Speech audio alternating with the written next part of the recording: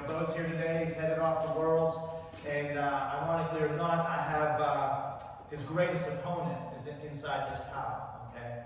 That he will face at Worlds and probably for the rest of his life. And if you guys become dedicated, not just in wrestling, but in life, this will too become your greatest opponent.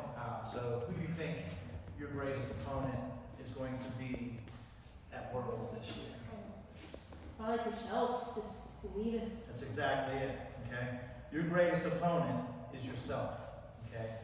So you need to look in a mirror, okay, when you're headed, because he knows the training that he does. He knows the drive and the dedication and the hard work that he's put in, like you said, Evan. What do you think about on your way to an event? He's thinking about what he's done, the work he's done, why he deserves this.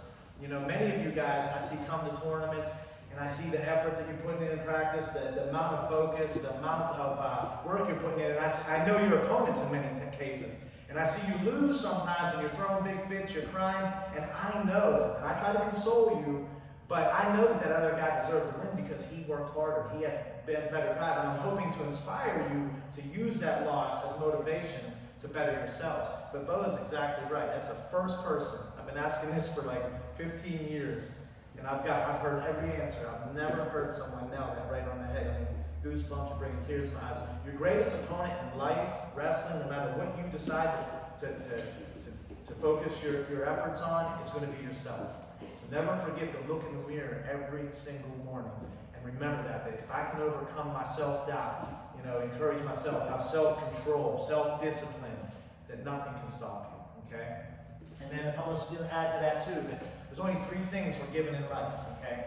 Our time, our talent, and our treasure, okay? And we cannot waste any of them because we don't know when they're going to run out, when it's going to be over.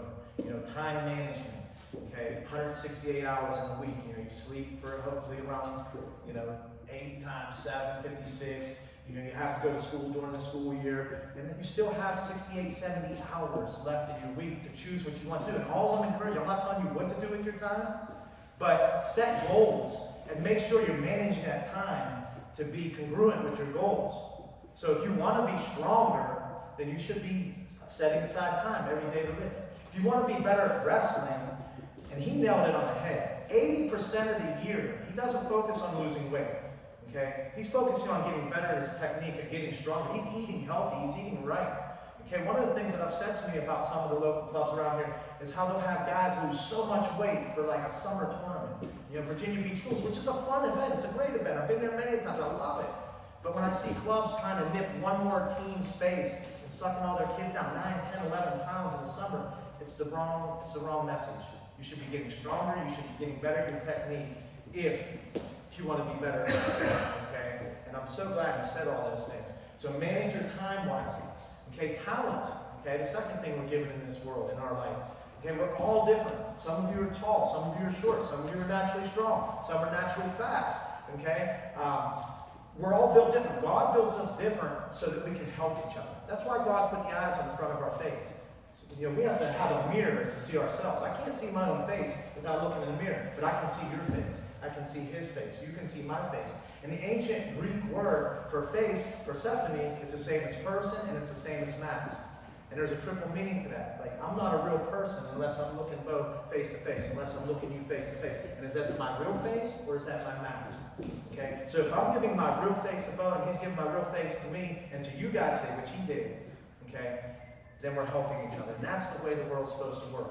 So we all have different talents. Okay? So we shouldn't be jealous of other people's talents.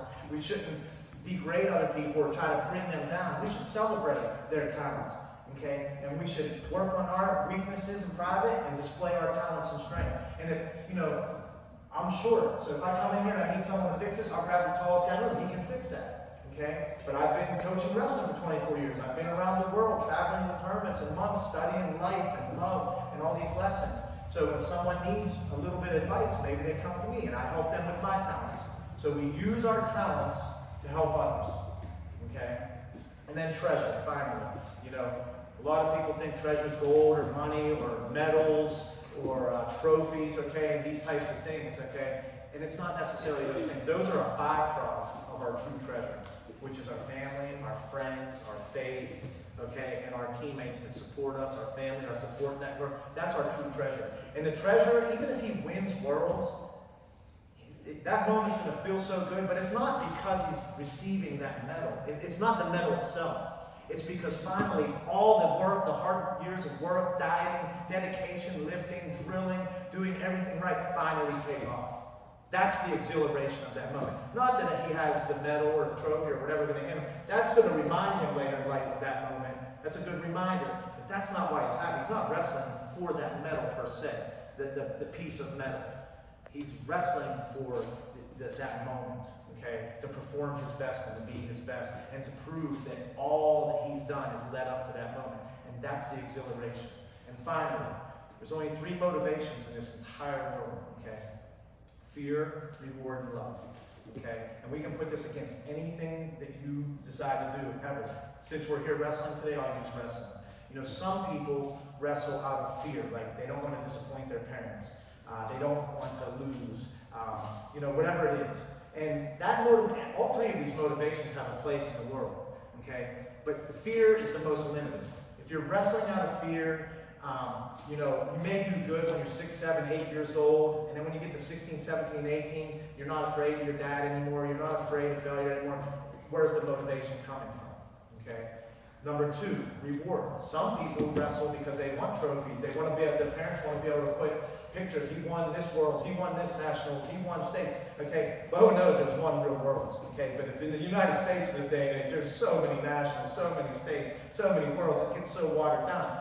You know, but people love to say that my kid's a dance world champion. I was just down at Disney and they were doing dance worlds. You know, how many of them are there? You know, it's like there's 20 different worlds. Okay, so we're not wrestling for the trophies and the medals, the reward. Okay, I mean that has a place too. Maybe when you start out, you are afraid of your dad or failing your team, and that gets you to keep wrestling. Then eventually you start to mature. Maybe you are wrestling for a state championship to be first place at this event or that event, and that has its place.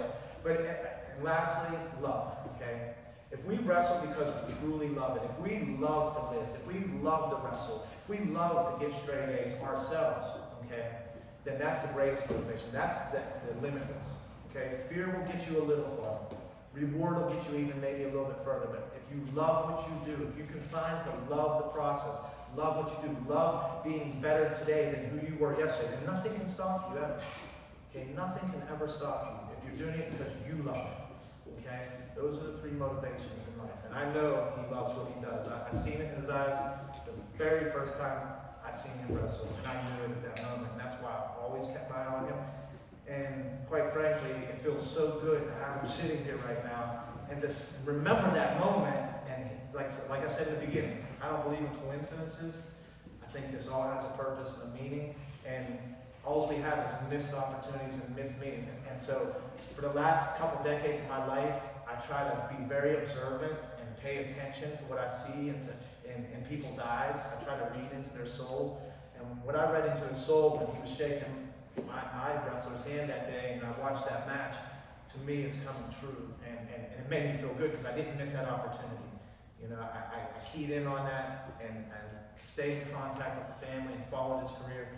And here he is sitting here today helping you guys. And so, no coincidence in life. It's come full circle. I'm extremely proud of him and his family. I'm extremely proud of you guys. I'm tearing up and stuff.